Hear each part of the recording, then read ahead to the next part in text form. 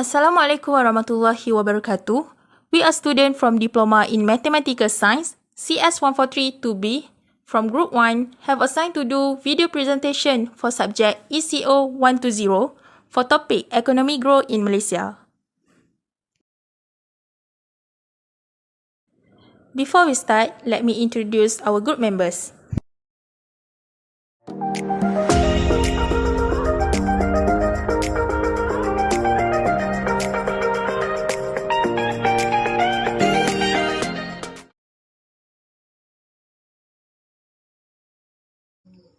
Geographical in Malaysia. Malaysia is the 66th largest country in the world in terms of area. The total land area of Malaysia is 329,847 square kilometers. The people of Malaysia are unevenly distributed between Peninsula and East Malaysia, with the vast majority living in Peninsular Malaysia. The population shows great ethnic, linguistic, cultural and religious diversity. Administration in Malaysia. Malaysia adopts a system of parliamentary democracy under the administration of a constitutional monarch with His Majesty the Yang di-Pertuan Agong as the head of state. One of the criteria of a parliamentary democracy system is the division of power in three parts of government, namely the legislature, the judiciary, and the executive administration. There are three types of economic sector in Malaysia, which are primary sector, secondary sector, and tertiary sector. Primary sector known as a sector that include the different raw material. This sector also include all the sector of human activity that transform natural resource into commodities. For the example, agriculture, forestry, and fishing. The next point is secondary sector. The sector is a raw material based on economic activity, such as industry of construction and manufacturing industry like manufacture food product and textile. And the last one is tertiary sector. Tertiary sector is an economic activity that offer a variety of service, also known as the service to business consumer. For the example, financial operation, tourism, and education institution. Next, I will explain about two benefits of economic growth in Malaysia. First, they will increase average income in our country. It is because economic growth allows consumers to use more goods, service, facilities, and enjoy a better standard of living. The next point is reduce unemployment rate. It's because higher economic growth will also lead to the increase in the demand for labor as firms will make a production in bulk. Therefore, the unemployment rate in Malaysia will decrease, and it also will reduce government from borrowing and help economic growth effectively.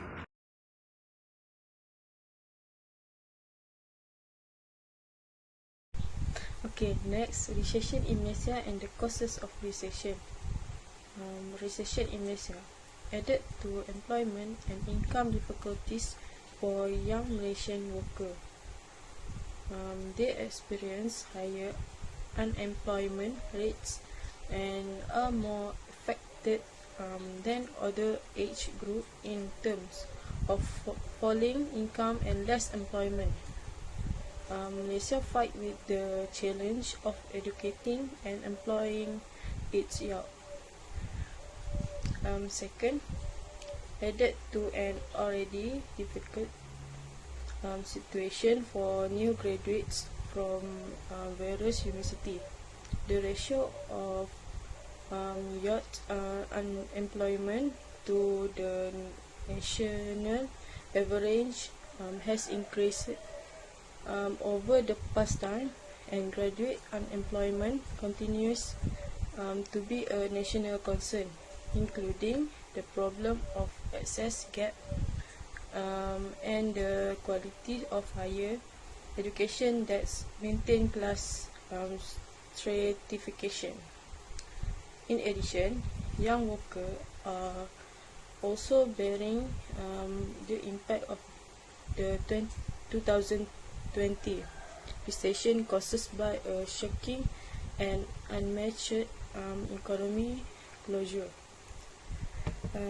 This evidence could be evidence of a greater construction of youth employment in medium and low skill occupation. Okay, next, causes in recession. The main causes of the recession is the COVID-19 coronavirus pandemic has had a huge economic impact on Malaysia, especially on vulnerable households. This low-income group remains particularly helpless to economic shock, as well as the rising cost of living and rising financial responsibilities. Next, after that, Malaysia is a country that exports a lot of oil palm. When lots of oil palm are exported, this will bring down the price of oil supplies. The sharp decline in oil, gas and oil palm commodity price, and as well as the stock market will affect the Malaysian economy. That's why when the price of oil palm decrease, of course the profit to the country will decrease and indirectly affect the national economy. Okay, next, problem of recovering from a recession. First, the problem with recovering from a recession is decreasing consumer confidence.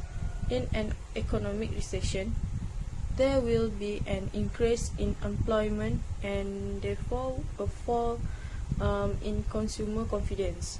Hence, during a recession, business tend to see less demand as well as reduce output. In other words, people will spend less of their disposable income and save more, which leads to a greater decline in average demand. Second, restriction in Malaysia are longer and more severe than elsewhere. This will cause structural damage to the enterprise, employment, income, and savings, all of which have affected the chance of recovery. Third, government stimulus program was not a huge or successful as they had been advertised. Most of the overall was not used promptly. Half of what was used came from private sector, such as EPF withdrawal, that is employees provident fund act.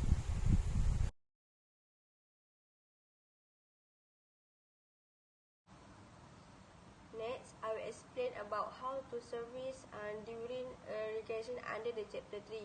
First of all, the government needs to extend as much assistance as possible to protect those most in need, especially vulnerable household and business. This is because it will take a long time to recover as usual compared to other economic activity. In addition, the authorities need to increase support to vulnerable groups such as a household by creating additional fiscal space. In the case, the authorities can listen, plan, and act after knowing the government must dare to take the risk of adopting reform to help take Malaysia to next level in its development journey in the years to come. This can make Malaysia a high-income country and a development economy. Lastly, the government should also provide a stronger, cost-effective and a less fragmented system of social protection to improve the welfare of individual and household in the coming recovery period. This aims to ensure a minimum level of protection to all in need, provide incentives forward, and be physically sustainable. Next, I will explain a little about the pros and cons of regression. Regressions can have a negative and positive effect. There are certain people who may be successful and benefit from the regression when recovering profits, and there will be certain people who experience ugliness and the negative effect of the regression. The only way to service in a regression is always sensitive to each development of economic issues. Disadvantage of recession. First, COVID-19 pandemic in Malaysia. There are several negative effects of the recession to worry about. First of all, the COVID-19 pandemic in Malaysia has had a major impact on the Malaysia economy, including the devaluation of the Malaysia ringgit and decline in gross domestic product. The outbreak also adversely affects several key sectors, including the entertainment, market, retail, hospitality, and tourism sector. In addition to the lack of goods and service, many businesses are forced to become accustomed to the concept of social improvement, as well as curfew that affect their operation and income. The pandemic also drew attention to workplace safety and exploitation of migrant workers working in Malaysia industry. Second, negative impact on the tourism sector. The economy downturn has also had a negative impact on the tourism sector. Malaysia, as a major destination for tourists from China, experienced a sharp decline in tourist arrival from the country due to the pandemic, which the tourism industry most affected, which lost 3.37 billion as of March 2020. Malaysia states that depend on the tourism sector and are the focus of Chinese visitors such as Johor, Melaka, Penang, Kedah and Sabah, were among the states worst affected, with hotel booking and food store reporting huge loss in business. This forced countries to shift their focus to market from Southeast Asia following the decline in Chinese tourists. Despite the hard loss incurred by the tourism business, a number of Malaysia has voiced concern over the spread of the virus and demand a ban on the tourism from China to the country, with around 149,000 people supporting the call. Third, higher jobless rate.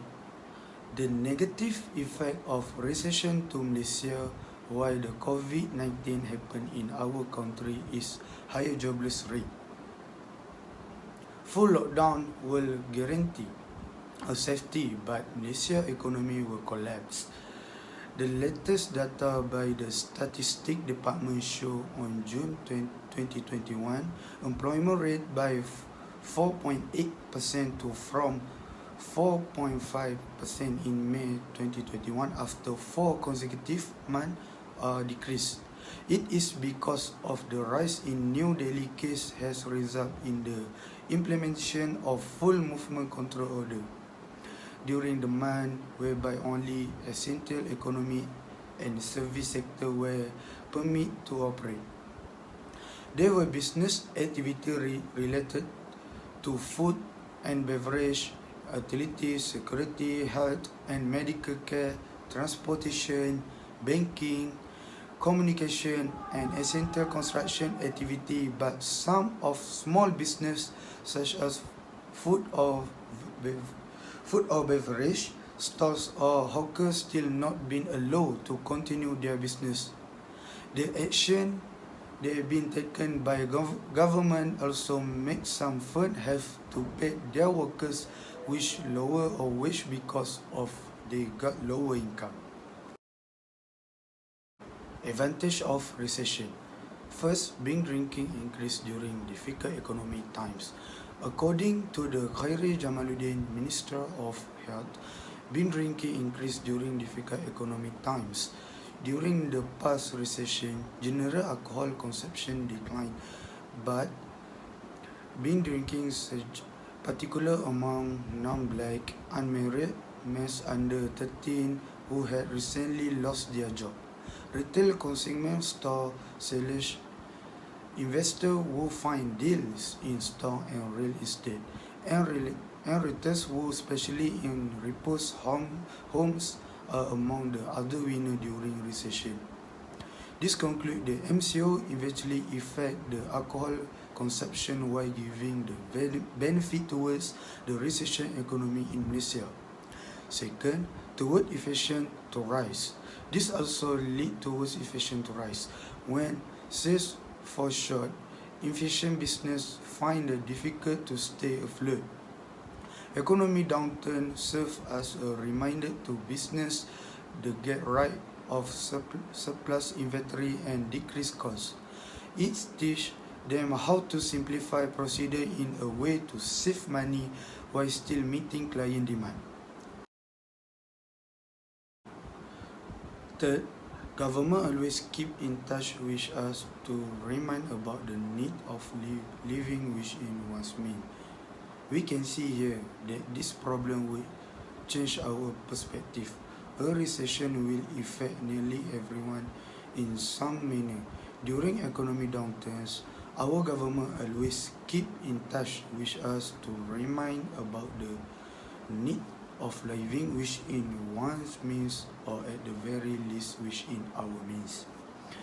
It encourages us to put money aside for a rainy day, keep our emergency reserve top up, and rethink how we handle of financing.